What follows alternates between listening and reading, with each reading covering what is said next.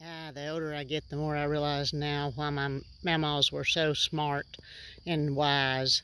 Because when you have some life experience, things start to make a little more sense. Much like this COVID ditch, a project that started out of frustration and unease has become something much, much larger than that.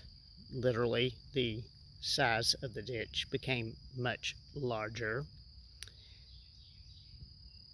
It has turned into a project of creativity and enjoyment and pleasure and a lot of work.